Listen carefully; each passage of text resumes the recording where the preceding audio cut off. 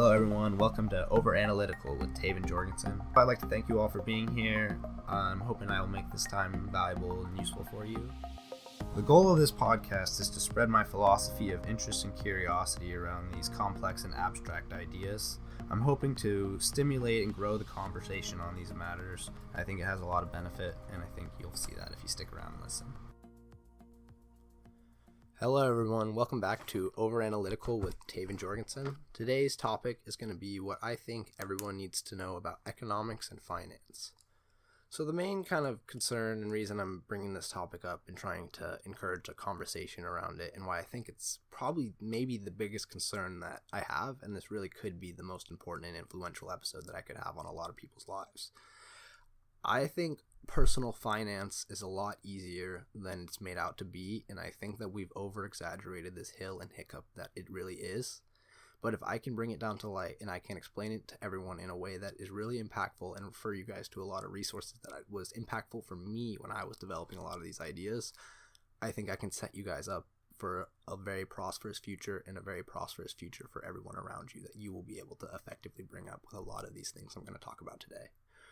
So I'll start with my background on personal finance, and I guess it's kind of contrary to what I just said, but I'm a 20-year-old college student. I believe I am pretty informed, and I think it's fair to attest to that, but I'm limited by what I know, and I always will be, just like everybody else. So what I'm going to do today is I'm going to give you advice, and I'm going to tell you literally what I'm going to do and what my plan is, why I think it's true, and what I think you should really do with this information and how I think you should interpret it, or how I think you should take this information, run with it on your own, grow with it, and better apply what I'm doing to a more effective way, or even necessarily correct the wrong and inaccurate things that I'm going to say. I think I've kept it pretty objective and pretty loose on what I'm really preaching, and I think you'll see that the point I'm coming at is definitely somewhere trying to inform and somewhere trying to encourage with no strings attached.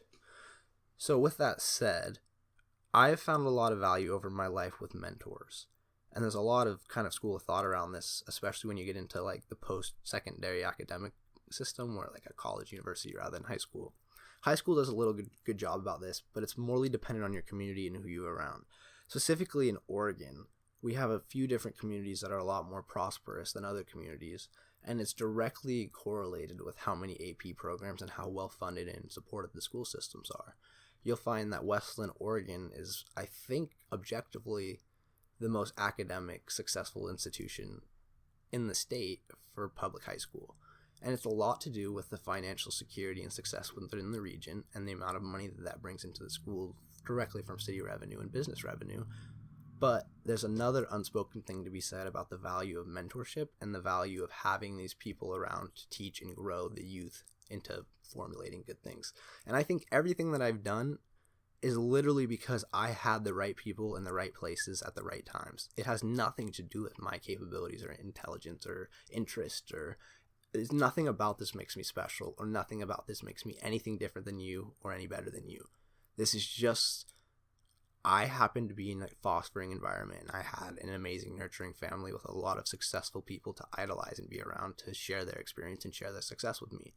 And I was also someone who really early on figured out the value of my friends' families and their perspectives and their families' businesses and their entrepreneurial aspirations and what led to their success and how I can sort of formulate it in my early development and grow. So the first thing that I'm going to sort of discuss, which is kind of interesting, is how I really got into personal finance and economics, because it is the most unconventional path, and I think you would ever imagine, that led me to here, but I think it will kind of blow your mind. And this is why I think we need to accept more curiosity with open-mindedness, because it leads to things like this. And so here, I'll just get into it. So when I was young, the most interesting thing in my life from about 12 to genuinely 18, 19, 20, it's maybe even arguably now, is video games. I was always about that. Something about it was always so drawing, and I've seen all of the brain scans they do on kids playing these video games, and you can see that the dopamine response is like similar to like crack addicts' dopamine response. And it's like they're definitely manipulating those feedback loops I discussed in a few episodes ago, but I don't necessarily think the damage from it's so toxic for everyone, and I think if it's put in its perspective, it can lead to good things like this. So because I had such a passion about gaming from an early age, my parents naturally saw an inclination of trying to deter that behavior because I was spending all my time downstairs with a door locked, a mic on, talking to strangers, playing video games. And that probably wasn't the best, most fostering, nurturing environment for a kid to grow. You need interaction, you need community, and all these things that I preach and value is definitely truth to that.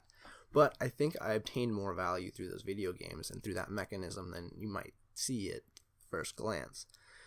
So what that ultimately led me to was trying to excel and grow my potential at video games because it was the thing I was most valued in. And I eventually got limited to, like, I believe I couldn't play during the weekdays and I had a 1 hour cap or something like that. It might have been a little looser than that, and I definitely pushed the limits as far as I could and would play it to every last second because that was just all I was about. I would go to school and I would draw the Call of Duty Zombies maps because I was so obsessed with how to be good at this game and how to maximize it and get the most out of it. And if a lot of you aren't familiar with the early Call of Duty shooters games, the thing that really made them impactful and different was the XP bar that they associated with the grind and all the things you were doing.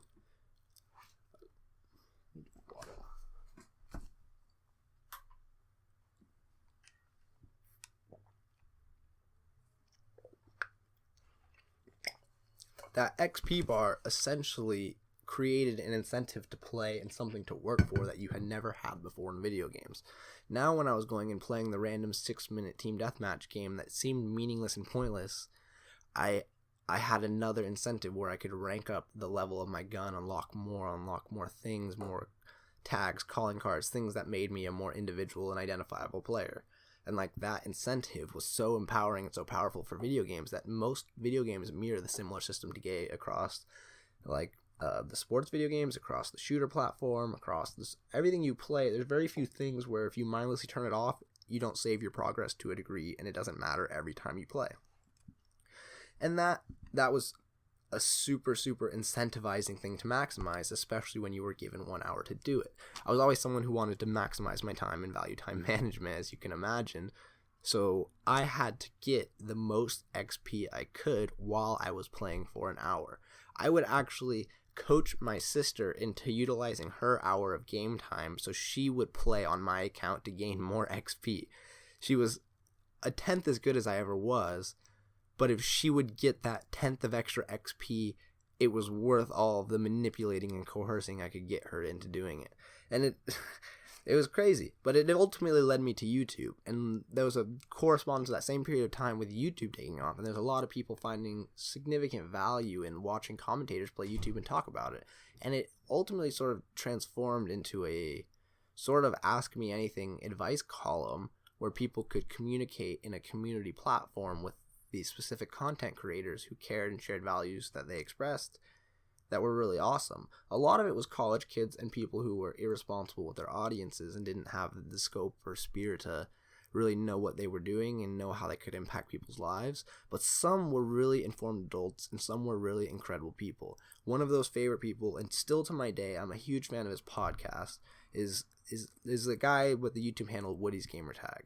He was one of the first YouTube guys that I really got into and felt a connection with to a degree that this guy has value beyond the video game that I'm watching, and he could really help me grow my life. And that led me to a podcast. The podcast is called Painkiller already. It's a more comedic show. It originally spawned from this gaming community with a few of those core guys, and one of the guys on the show is FPS Russia, and I'm not sure if you're familiar with him. He was the guy that would talk with the Russian accent on YouTube and use different weaponry and guns and had all these crazy access to firearms and would make great videos. And it was one of the most popular YouTube things from about 2006 to 2015. And he's one of the main hosts on it, so he has a lot of experience and a lot of cool things and stories, but he's nothing like that character, as you can imagine, because he's an actor, essentially. And then Woody was somebody who was a software developer for Cisco. He was an accountant for a number of years. And then eventually he led to a passion of gaming and community, and he wanted to get better at it. So he realized the best way to get better at it was watching these YouTube videos. And at the time, the YouTube community was like 50,000 people. It was so small. Even when I got into it as a 13-year-old, it was such a small group. So it was so impactful to each other. And essentially, Woody started his channel in an attempt to reach out to these commentators and play with them because he thought that he was good at Call of Duty, and if he could play with some of these top guys that they would just never lose. And like that was what it was all about, just having fun and making friends. And that's how early Xbox was. Not a lot of people's best friends had Xboxes, so it was almost like we were forced to go into a gym or an arena together, but we couldn't take our friends with us, so we were forced to engage with others. And that community was really powerful and really impactful, and it has grown to be, I believe, the biggest community on YouTube. It's like the demographics of YouTube used to be more fairly even, but with gaming it has like made it essentially 90-10 split male to female. But I'm sort of getting off topic here and missing the point. So YouTube essentially led me to Woody's Gamertag's channel, and Woody's Gamertag's channel essentially led to him discussing these. He basically had this series. It was called Mail Monday, where he would take viewer advice and questions, and there's a lot of kids like me who didn't really know anything and needed a lot of help and weren't necessarily in the best situation to talk to our parents or the people who could have been good leaders at the time. And he was someone who was more understanding and empathetic with that crowd because of our common interest. And he eventually started talking about finance, and he made these incredible videos, which I'm going to link below, that I highly, highly recommend that everybody check out who wants to be successful financially. The videos are titled How to Be a Millionaire in 22 Years, which is the best title I think anybody could have ever imagined for what his content actually was telling and what it was instilling, and I'm going to get into that in a second. But the effect of what his understanding his audience had in that title, of course every 16 through 24-year-old kid was going to click on that and obtain a lot of value from it. And this was about 8 years ago, I think, that he originally made these videos, and since then on his podcast and his other videos, he's discussed messages of people like me and other people who have literally implemented these things and seen the financial success and the value in them over time. So basically, in Woody's video, this is what he talks about.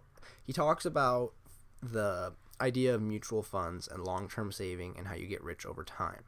He basically says that people don't get rich immediately, and it doesn't just happen. You do a small gradual step over a long period of time, and you consistently do it. He talked about the idea of dollar cost averaging, where you essentially so if you were going to put $1,000 in a month, because you should pick an amount, a disposable income account that you have, that you're going to invest for your future. If you split that up in $1,000 a month, and you buy the specific amount of shares, whatever you could afford with that amount, rather than picking, say, 10 shares a month, it's about the same amount, you'll, over the period of time, get more out of your money. And he talks about that principle, which is really important. And he talks about this idea of investing in the S&P index funds and betting on the U.S. stock market. So essentially what that is, so I'll break down what an index/mutual fund kind of is and what the point is. So everybody sort of knows what stock investing is, and buying a share in a company and betting on the success of that company.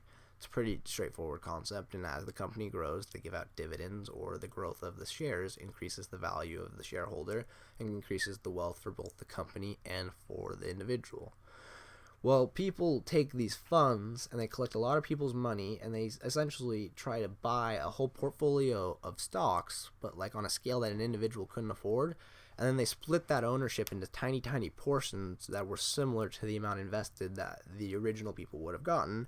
And then they grow it with this idea that diversity is safer, because more than not, the U.S. stock market in GDP has grown. It's grown pretty much, it goes up and it goes down through different smaller periods of time. But if you look at it from the whole, since its conception and existence, it's trended in a very optimistic way. It's actually calculated, and I believe it's around 10.5% interest, or 10.5% growth every single year. So on average, the average investor investing in something should be getting about 10.5%, which is a lot better than any interest rates you'll get in a bank or anything that you could probably really immediately invest in that you could find. So Woody explains that these S&P funds essentially are trying to monitor the same 500 companies that the S&P 500, which is the major index that we base GDP and our whole economy off of. So it's basically trying to mirror what the economy's doing, and you're basically betting more or less on the success of the economy, which, what I just told you, has yielded a 10.5% return on average over the last 100 years since the exception, whatever. And you can even see when you narrow it down to the more recent windows, the last 50 years, it's even like 11-12%, and it's growing at a more accelerated rate. So optimistically, I think you can get an even better rate. And then Woody breaks down how if you put in $1,000 a month and you dollar cost average in an S&P like fund that's mirroring that index, and you were assuming you get this 10.5% return, which you would, you'd probably get a higher one realistically. I guess it's more or less how optimistic you are about the U.S. economy, but it's pretty unrealistic to not bet on that. The entire world's economic structure is tied into that, and it's a fair bet, to say the least. It's one of the safest bets you can make. Not completely safe, but one of the safest. So with that, if you bet on the S&P long term with about $1,000 a month and you use compound interest, you will see that your money begins to grow at a rate that's faster than you could have grown it with the principal. So if you were to graph the amount of money that was your principal amount, the amount you put in out of your pocket, the $1,000 a month, the $12,000 a year, compared to the amount that your interest earned and reinvesting that interest in that fund earned, you would see that about 10-15 years in, the amount of interest that has began to grow has more than doubled the amount that you originally put in, and is growing interest of itself at a faster rate. So this compound interest idea is more or less like the eighth wonder of the world. That was what Einstein kind of put it as. It's a really important thing to understand, and it's a really important thing to invest your time in understanding, because if you don't understand it, you'll be taken advantage by it. And there's a lot of ways that this sort of happens even now. It happens a lot in finance, with banking, and with housing, and sort of the fundamental ways that those work, and the fundamental ways that the knowledge imbalance of those sort of system works between consumer and producer.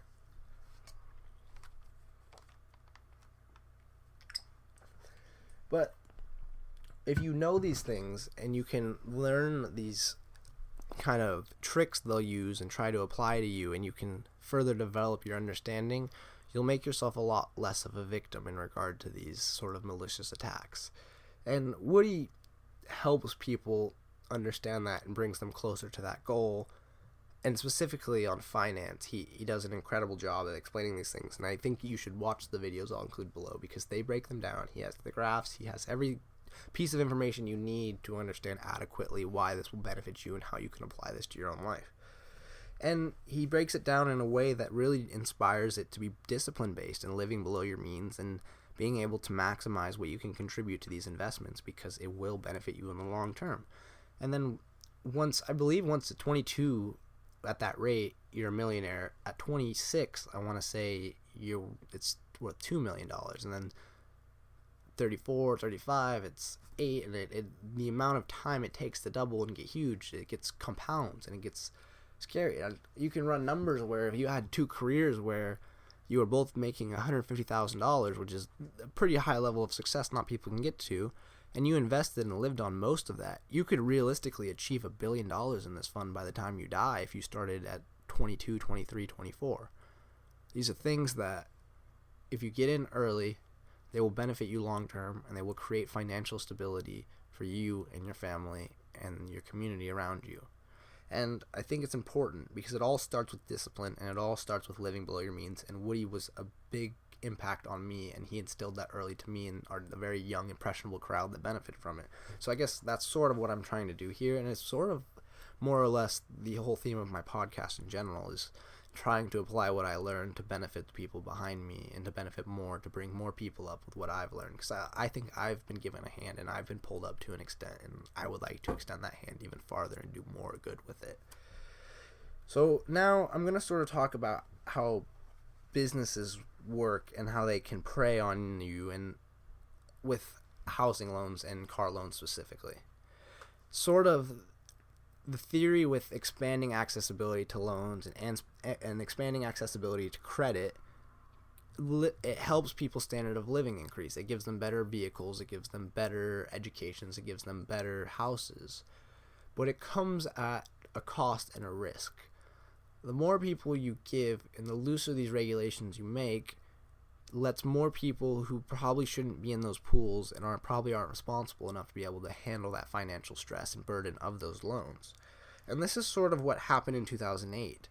And it was a really messed up combination of corporate greed and public naivety, because for the first time, or one of the first times, we saw this really dangerous thing where banks had an incentive to push more loans, because they pushing more loans in an optimistic economy made them think that they would get returns on these loans that would benefit them. So if you could make more money by putting more money involved in it, why wouldn't you do it?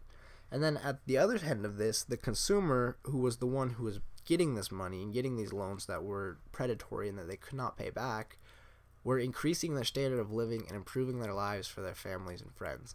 And that was such an awesome narrative and an inspiring thing to get behind, that we really went all in with it in 2008, and we gave out these loans to people who foreclosed on them and couldn't pay them out. And when that happened, the banking institution was threatened, and because they didn't have any profits to pay out to all their shareholders, all their investors and people involved in the bank, it really created instability in these institutions that was dangerous and genuinely threatened the existence of probably our species on this planet. If the U.S. financial system collapsed in 2008, like it probably very well could have, if we did not have the leadership that was able to force oversight, or it could extend a hand across the aisle to do what was right and correct it. If the financial institutions collapsed, like a lot of them were, and were not bailed out the way they were, we probably would not be in the position we are today. And I think that understanding this issue and what led to it and why it happened is really important, so that we don't repeat it. And I think there's a lot of indicators and signs that suggest that we might be on the foresight of something just like that again. And there's a few long-term things that create an instability for it that we won't be able to correct it in the manner that we did. So we better correct it the proper way now. So with that said, I think that understanding this idea of predatory loans and how a banker has an incentive to want to push you into more credit, into more debt, because they see that as more profitable. And this might not always be in your best advantage. It most time isn't. If someone's giving you money, they expect something back. And even if you don't see what that expectation is or see the scale of that, it's always there. It's sort of this idea of there's no such thing as a free lunch. There's nobody who's just out there just to benefit you. You could be optimistic and assume it's a mutual beneficial, but there's very few and far between of those relationships in and of themselves. So you need to understand this when you're dealing with people, especially with housing loans and especially with car loans to a bigger extent, is they are incentivized by you taking more money out and being more financially burdened and crippled at their benefit. And this happens, and it's beginning to happen again. And the most obvious example of a predatory loan is no down payment housing. It is so beyond insane to invest in something worth $100,000 or more with no equity investment up front. Any financial advisor or any leader or any person in general would tell you that that is craziness, and it is not going to lead to something good. It's a very, very high risk, and very few people can probably afford to be in a situation where they can pull that off. And it's partly that you want the equity in it, but it's partly the means of it. And if you can't have the means of putting a $20,000 to $40,000 down payment on a big equity job, you're probably not in a financially secure enough position to be able to know you'll be able to make those payments every month. You should be saving 10% of your income and putting that in a place where you know you'll be safe with it and not have to worry if bad times come. And most people don't do that, especially people who can't put $20,000 on a down payment for a loan. I do agree that this creates a problem, because we should encourage home ownership and accessibility, and we should take responsible means of getting there. But obviously we saw the foresight of what happened when we overextended that ideology and that optimism to people that weren't responsible enough, or weren't in situations, or didn't have the tools to know what to do and how to handle themselves. And that's what really led to a major problem. And not to create a big concern, but we began to see predatory loans coming back again with no down payments around the last 2 to 3 years since recovering in just maybe, 7 years later. That's really an alarming sign, and it's really alarming for humanity that we didn't learn from this problem, and if we don't learn from it, it's going to repeat itself. So from a financial student's perspective, I believe that the economy is doomed for another recession on a similar scale within the next 2 years. I don't know if it'll happen tomorrow. I don't know if it'll happen before I publish this podcast, but I think it's doomed to happen really quickly, and I think there's a lot of major indicators that suggest why, and I guess I'll break them down for you. The first one is the bond yield curve, and this is sort of an abstract concept to get your head around, so you should definitely do your own research, or even ask me. I would love to talk about this and explain this to everybody and anybody who wants this information, because it's really valuable for all of the U.S. consumers to know this, because if our buying behavior changes and our consciousness around this changes, we can manipulate the economy for our own benefit and all of our benefits. So the bond yield curve is basically this idea that there's a graph that is showing whether investors are investing in short-term bonds or long-term bonds. The logic being that if investors are investing in short-term bonds, they are optimistic about recent returns and the market growing, because the short-term rates will be higher than the long-term rates, because there's a high incentive to get money now, because there's a high incentive to make money with it. It makes sense, right? So when investors sort of transition to long-term investing, it shows a less optimistic kind of outcome, because if you can do a shorter rate over a longer period of time, it's a lot easier and safer with less risk. And they basically graph this, and it's either an uptrend, a positive trend, a flat trend, or a negative trend. And each one of these trends suggests the health of the economy. The positive trend shows optimism, the negative trend shows pessimism, but the neutral trend is the important one. Because over the last 100 years, they've been mapping this bond yield curve, and they've watched this. Whenever the bond yield curve goes from positive to neutral, it's followed by decline, and it's followed by a recession. I believe it's literally 100% of the time this has been true. And the bond yield curve went flat in December last year. So this alone should be grounds for concern. This is coming. This is a cycle. We understand it. We'll get around it and we'll deal with it.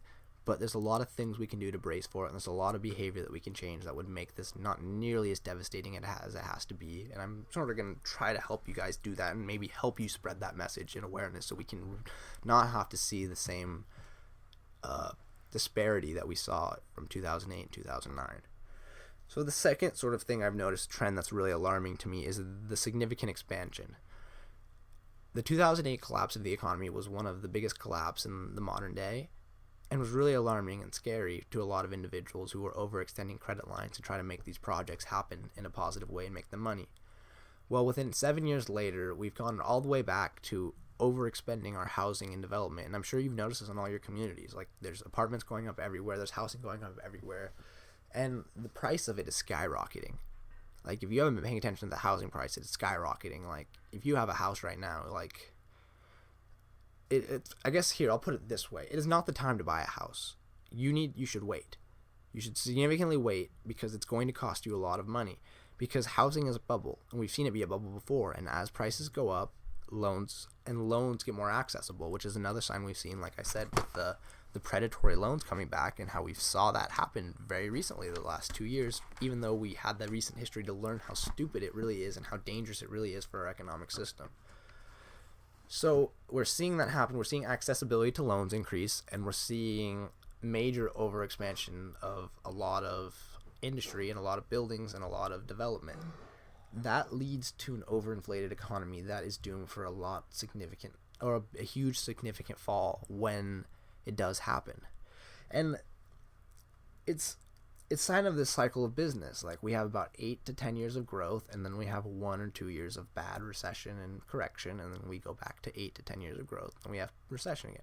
If you look back at the U.S. economy, every 10 to 15 years in all of U.S. history, there's been some sort of run on the stocks, run on the banks, run on the IP scares, run on the housing scares, like, where a bubble forms with an idea that this will always grow at an optimistic rate.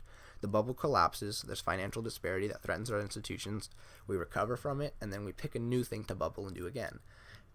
Bitcoin currency was the most recent example of this, where this new trend came on, everybody loved it, went after it, it bubbled, and then sort of some people lost money, a lot of people benefited to a certain extent, but we'll see where it goes long term too, and if there's a useful value for it and a reason to transition, it has a reason to think it'll infinitely grow, because it's a finite currency, and whenever you have finite and scarcity, you create value. That's why land always appreciates. It makes a lot of sense. So the next sort of point is, I think we need to talk about, is the fallacy of associating the economic success with the president. A lot of people have this idea that the president sort of guides and steers what direction this goes in, but his impacts are a lot more minute than you might think, and there's a lot of other people that have a lot more significant impact on what this really is and how this is impact and how this works. Approval rating for the past presidency is almost 100% correlated to whether the economy was good or bad under their regime, and I think that's crazy because what was good or bad under their regime really was more or less based on other pieces that were in play before they were even involved. For example, you had this happen with Bush and Obama, where Bush bailed out the banks, went completely against traditional conservative small government agenda to maintain the success and support of the financial institutions, went beyond backwards what everybody thought. Everybody who saw the banks and big business screw us saw the government giving them more money to help them after they had just screwed us. And that's a huge problem, and I definitely get why that's a negative message. But the significance of that event and how important it was for our financial institutions was really beneficial for all of us, and it made sense for all of us to do that. And we've seen the hindsight of it play out, and it's beneficial for now, but it's not something that's sustainable long term. And a lot of that has to do with the dangers of this national deficit that we've been growing, because essentially our tool for getting out of problems since the Great Depression has been increased government spending, take out a bunch of loans that we won't inevitably be able to pay back. That's a huge problem, and it creates a lot of concern, but more or less it's kind of interesting because you've seen with Trump's sort of crazy politics and interactions with China, the trade deficit is actually at its all-time low, which is really, really important for the U.S. economy to get less dependent on these foreign markets and how their impacts affect our trade dependency. So now I'll get back into this in a little bit, but I'm going to sort of break down what the U.S. government's actual effect on the economy is and the sort of tools at play and how they can manipulate it and how they can play it, and I'll relate it to what Obama and Bush kind of did through the last 10 years. So the first thing I'm going to talk about is the Federal Reserve. So the Federal Reserve is someone who is appointed by the president. I believe there's a carryover period so that there's not a lot of instability in policy between presidents. So Obama was put with a Federal Reserve chair of Bush for a certain extent, and Trump was put with an Obama Federal Reserve. Well, essentially, this is what the Federal Reserve does, is they control bonds. They can either buy bonds or sell bonds, but at a scale that's huge. They're talking about millions or billions of dollars of bonds. So the amount of cash flow that they can put into the market or pull out of the market affects the growth. So for example, if the U.S. government is buying bonds from the consumer, they're moving cash from the government into the consumer's pockets. That means that the consumer now has more money to spend and is more affluent, which will result in more spending and more economic GDP growth. This is important because that's a very effective tool when you're at the bottom of an economy. For example, say the U.S. government wasn't necessarily buying or selling bonds, and then we hit the bottom of an economy, they could start buying bonds to artificially put money on the streets of the people who had nothing left and weren't able to keep their jobs or economic stability, and now we've created an artificial push for putting money in their pockets. They'll spend that money in the economy, which will bring the jobs back for themselves, and then eventually we get out of the recession. That's one of the most effective tools the U.S. government has for helping us. Another tool they have is they control interest rates, and they control the rate of interest which banks borrow from the U.S. government, basically. And banks then add a little bit on top of that and charge it to us. So it's sort of the same thing with the cash flow in the economy. If interest rates are high, people are less inclined to borrow. When people are less inclined to borrow, they have less access to funds. When they have less access to funds, it affects how the economy grows. So as the interest rates are low, people get more money in their pockets and people can stimulate the economy. This was something that President Obama's Federal Reserve Chair did an amazing job of as the recession was put on. We lowered interest rates, increased accessibility to loans, which was kind of the opposite of what you really wanted to do. You wanted to increase access to loans that were reasonable and could be paid back. So we increased our regulation on who could get loans, cut all the predatory behavior and all that BS, made it so responsible people were the only ones getting loans, but we increased the amount of those people so there was more money in the consumer's pocket to prop up the economy and spend and get more jobs back. That's another very important facet of what the Federal Reserve does. But those are the main two that they do. And these two, as you can see, they need to be in unison and work together, because if they don't, it's sort of fighting each other and we're fighting ourselves. And this is what it's not a problem with the Federal Reserve, because they're basically always in unison, but they need to be unison with this other sort of part of it, which is Congress and the president, which I'll talk about. And because of our sort of binary system, we create more problems going forward, and we need to be playing this economy like the mathematical harp that it is. And so the other part of that I'll get into is sort of the presidential budget and how Congress either approves, disapproves, and increases or decreases spending. As the budget increases, the U.S. government pays more private contractors, more business owners, and creates more jobs. And those jobs put more money in the consumer's pocket and create more spending and more jobs going forward. So at the bottom of an economy, it's really crucial to increase government spending, because while the natural economy can't create jobs and the unemployment rate is low, you can prop up that essentially by increasing what we governmentally spend. And that's also another thing that Obama did over the period of time he was in office. It was sort of hard because he had a conservatively ran Congress for the most part, but there's overlap in things of benefits to a more socialized policy of increasing spending at a specific time. But then on the other end, the other end of that scale is as the economy begins to grow, and I guess this is true with the bonds and interest rates, you can apply the same sort of idea with cash flow, is when you're controlling the amount of cash in and out, you want to grow it at a rate that's slow, because if you grow it too fast, you run the risk of increasing inflation, which devalues the dollar and devalues the growth that you would have had. So if you adjust the growth to inflation, you'd actually get a lot lower number if you were growing more rapidly. It's sort of a balance in the middle, if you can kind of see that.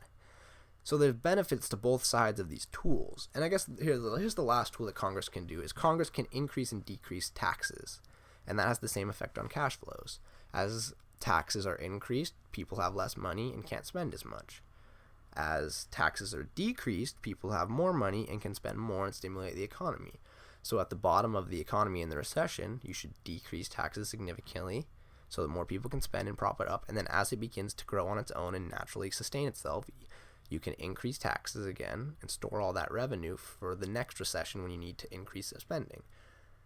So when we're at the bottom of the recession, we would effectively need to decrease taxes, increase spending, which would create a deficit, which is what we do.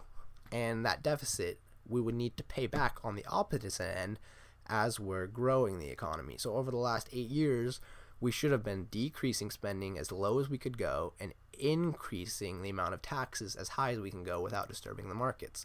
Then we could have collected all that money to pay back our deficit from 2008 and the past deficits. This is effectively the fiscally conservative model to fixing and playing with the economy. And if you really can see how these tools work, we can consciously manipulate it even within our buying behavior. If we know that at the bottom of the economy everybody's scared and wants to hold on to their money, we should actively push and support small businesses, because we know that they're going to be subject to the most change. And it sort of comes down to understanding inelastic versus elastic goods. An inelastic good is power, it's garbage, it's stuff that you need, that you will always buy no matter what amount of money is in your pocket.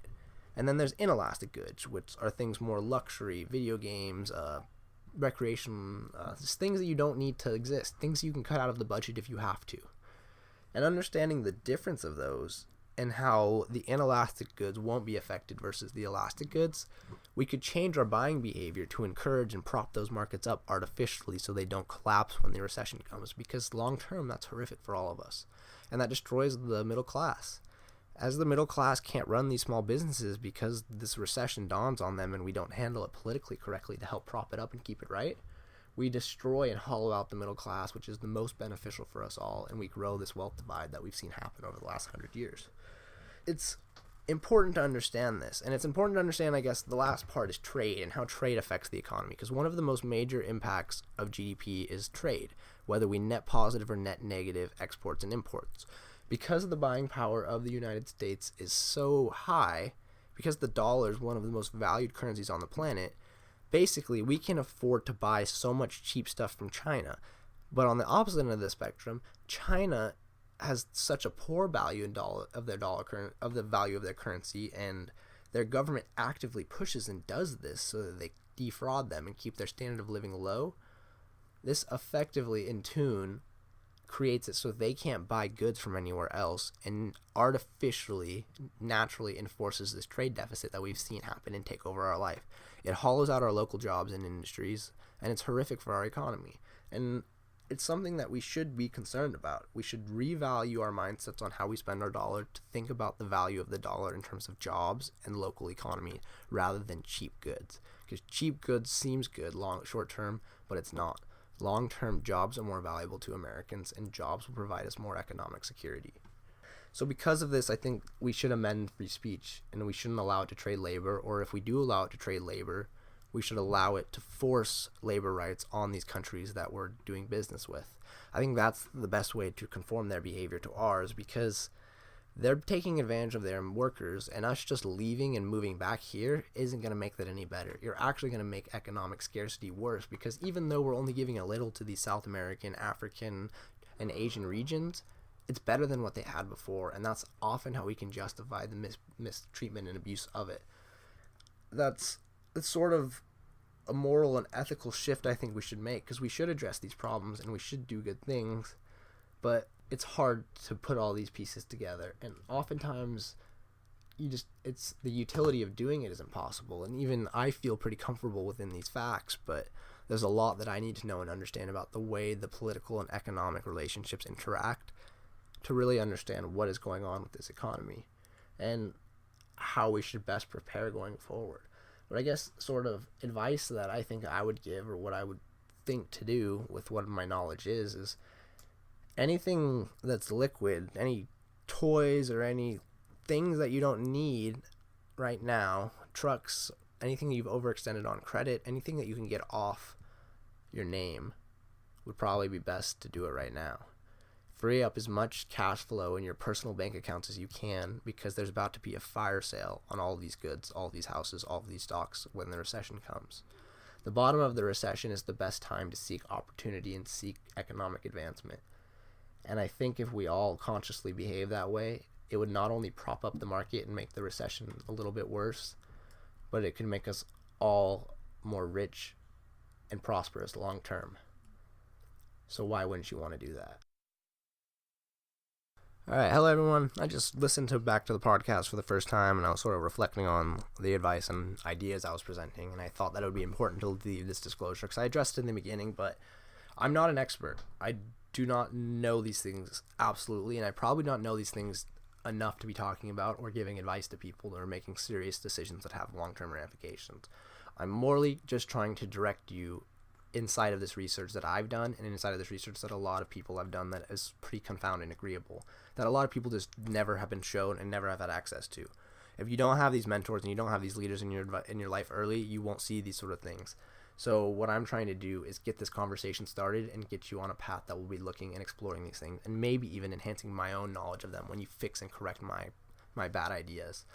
So because of that, basically what I'm going to do is I'm going to include a list of what I think is really important in terms of books. I think you should go after books as much as you can. They're the most important resource we have on this planet. If someone's smart enough to take time to write a book and publish it, and someone else has bought it, they probably know something that's worth you knowing, so you should probably start reading, getting into that book. Like it's a real truth and it's real value.